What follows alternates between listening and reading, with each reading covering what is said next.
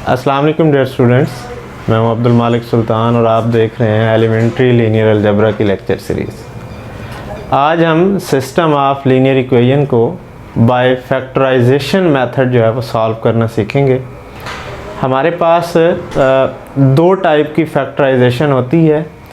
एक को हम LU फैक्टराइजेशन या उसे डीकम्पोजिशन भी कहते हैं, और दूसरी जो है वो हमारे पास LDU कंपोजिशन होती है। तो इस वीडियो में हम LU फैक्टराइजेशन या LU डीकम्पोजिशन जिसे आप कहते हैं उसको डिस्कस करेंगे। एक प्रॉब्लम मैंने लिख लिया है, ये मेरे पास एक 3x3 का सिस्टम ऑफ लीनियर इक्वेशन है। इस प्रॉब्लम को हम सॉल्व करेंगे, लेकिन हम पहले देखते हैं कि ये मेथड कैसे वर्क करता है हमारा। अगर हम इस सिस्टम को मैट्रिक्सेस की फॉर्म में लिखें तो ये आपको पता है AX = B की फॉर्म में आ जाता है। तो यहाँ पे A जो है वो इस सिस्टम का कोएफिशिएंट मैट्रिक्स है, X जो है that is unknown matrix XYZ which we have to find, and this is column matrix B जो हमें पता है, जिसकी वैल्यूज़ हमें मालूम होती हैं। तो हमारा टास्क होता है कि हमने XYZ जो अननोन मैट्रिक्स है इसकी वैल्यूज़ हमने फाइंड आउट करनी है। तो ये मैट्रिक्स हमने कैसे फाइंड आउट करना है? पहला काम हम ये करते हैं कि ये जो A कोएफिशिएंट मैट्रिक्स होता है इसको हम स्प्लिट अप कर लेते हैं दो मैट्रिसेस में। एक लोअर ट्राइंगुलर मैट्रिक्स, उसे L का नाम देते हैं, और एक U अपर ट्राइंगुलर मैट्रिक्स, उसको के मल्टीपल में इसको लिख लेते हैं। अगर आप ये LU की वैल्यू इसमें सब्स्टिट्यूट करेंगे तो ये LUX = B बन जाएगा। अब ज़रा हम इसको प्रोसीड करते हैं कि ये मैट्रिसेस हम कैसे फाइंड आउट करेंगे। हम क्या करते हैं, बिल्कुल ये जो हमने सपोजिशन की है LU = A, ये मैंने एक लोअर ट्राइंगुलर मैट्रिक्स लिख लिया है और ये एक अपर ट्राइंगुलर मैट्रिक्स लिख लिया है। डेफिनेटली जो अपर ट्राइंगुलर मैट्रिक्स है उसके डायगोनल से नीचे एलिमेंट 0 आते हैं, और जो लोअर ट्राइंगुलर मैट्रिक्स होता है उसके डायगोनल से ऊपर वाले एलिमेंट 0 आ जाते हैं। तो दिस इज इक्वल टू ये A मैट्रिक्स जो हमें गिवन है।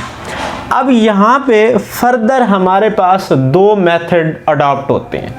अब देखें, जब आप 6 ये मैंने अननोन्स लिखे हैं, 6 ये अननोन, मुझे नहीं पता कि इनकी वैल्यूज़ क्या हैं। ये हमने फाइंड आउट करनी है कि यहाँ पे क्या वैल्यूज़ हों कि उनको मल्टीप्लाई करें तो आंसर हमारे पास ये आएगा। हमने बेसिकली ये फाइंड आउट करने हैं।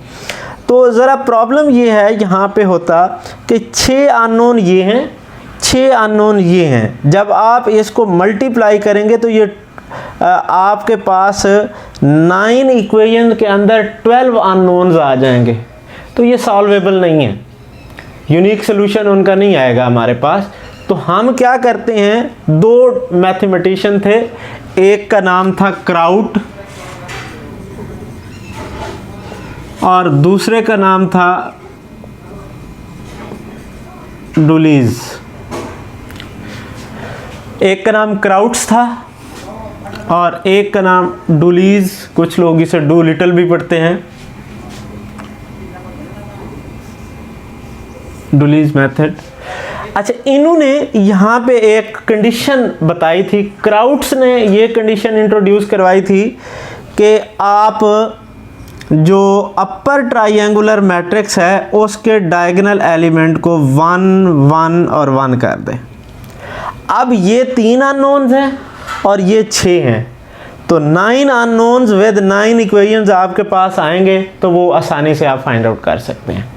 इसी तरह डुलीज ने क्या बताया था, उसने कहा था जी कि आप इनको U11 U22 U33 रहने दें और इनको 1 1 कर दें, इसके डायगोनल एलिमेंट्स को 1 1 कर दें। ठीक है जी।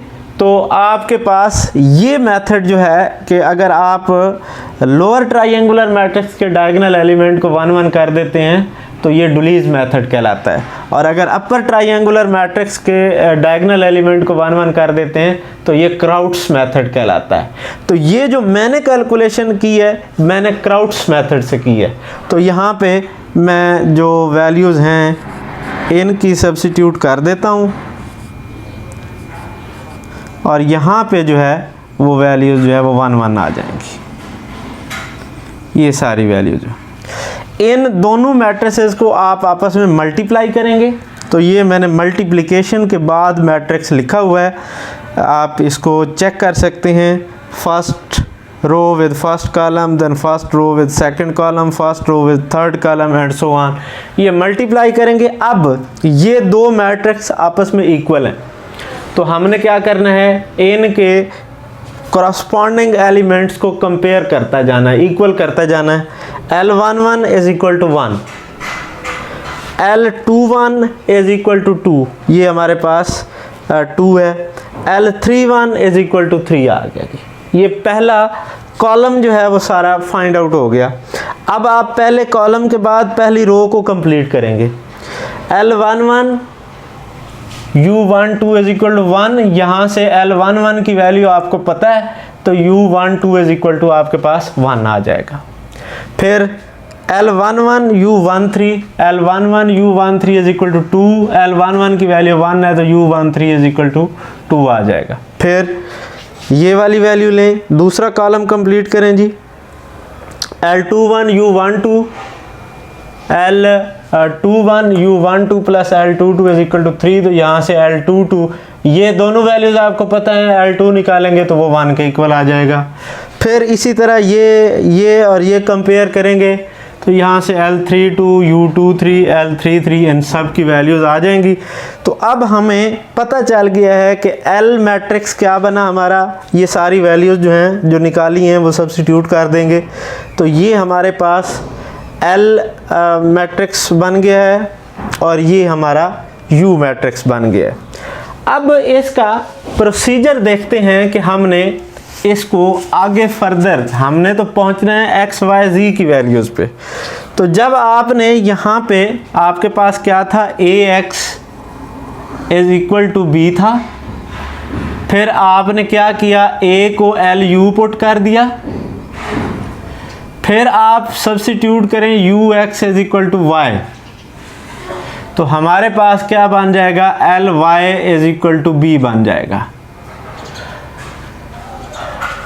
अब यहाँ पे देखें, आपके पास तरतीब किससे, आपने ये इक्वेशन थी आपके पास, आप इस इक्वेशन से इसमें आए, इस पे आ गए, फिर उसके बाद ये इक्वेशन सॉल्व होगी। एल वाई, एल भी अब आपको पता चल गया, बी भी आपको पता है, तो y आपको ने फाइंड आउट करना है, क्योंकि ये इक्वेशन देखें तो इसमें x भी अननोन है, y भी अननोन है, ये सॉल्व नहीं हो सकती। तो हम यहाँ पे पहले L Y is equal to B निकालेंगे। L Y is equal to B जब आ जाएगा तो वो y की वैल्यू यहाँ पे पुट कर देंगे, y यहाँ से मिल जाएगा हमें। y की वैल्यू जब यहाँ पे सब्स्टिट्यूट करेंगे तो हमारे पास ux is equal to y, ये यहाँ नॉन मैट्रिक्स आ जाएगा, तो यहाँ से x निकल आएगा। तो हमारे पास, इसको मैं रेज करने लगा हूँ जी। हमने जब ये हमारा L मैट्रिक्स है, ये y is a column matrix, that is y1 y2 y3 and this is b। इनको आप आपस में मल्टीप्लाई करेंगे, first row with first column, so this will be y1 plus 0 plus 0, second is 2y1 plus y2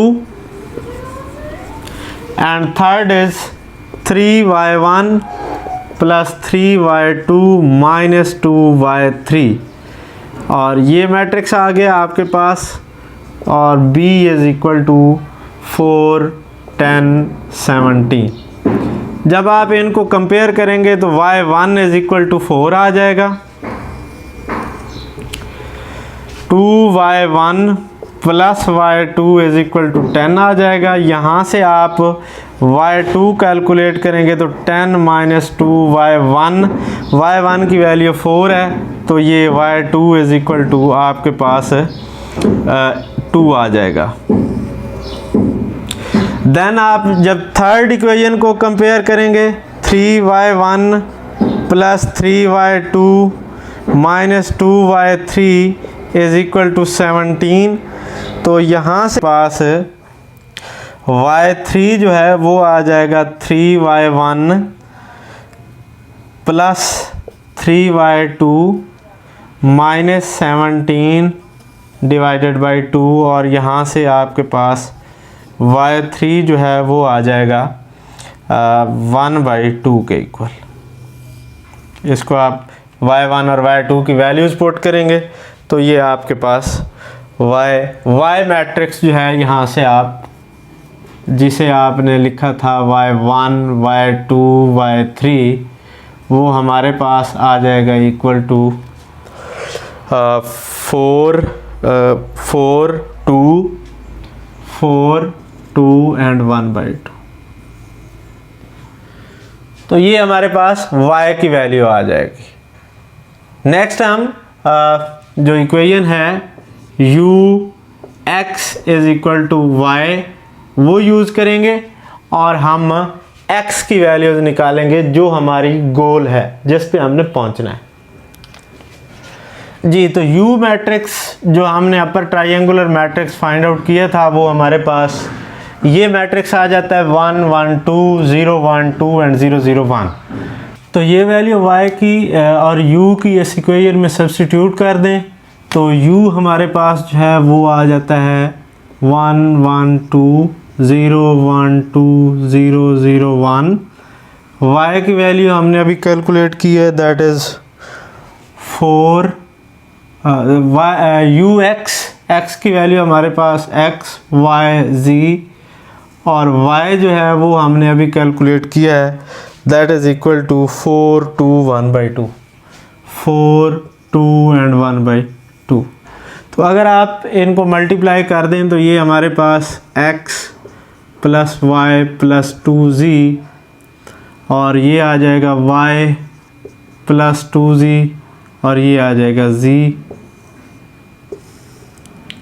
this is equal to 4 ये 1/2 है, y3 की value जो है वो 1/2 है, 4 2 1/2, 4 2 1/2।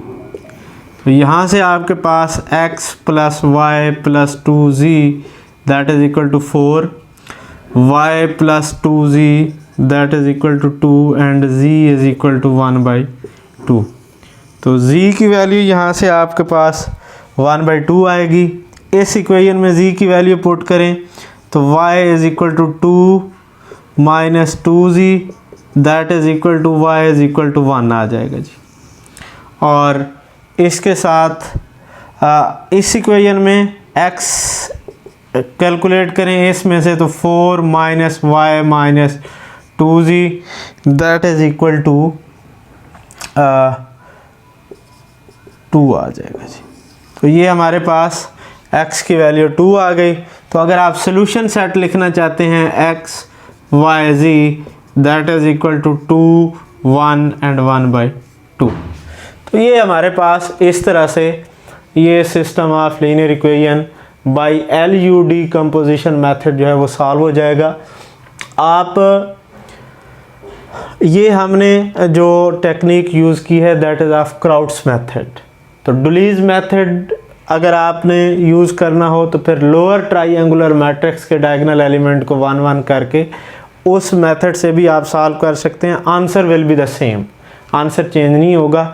तो नेक्स्ट वीडियो में हम ये LU डिकम्पोजिशन था वो हम LDU कंपोजिशन के साथ करेंगे। उसमें 3 मैट्रिक्स में हम डिकम्पोज करते हैं। तो ये हमारे पास इस वीडियो को देखें और इसकी प्रैक्टिस करें। कोई भी क्वेश्चन हो तो आप कमेंट में पूछ सकते हैं। थैंक यू, अल्लाह हाफ़िज़।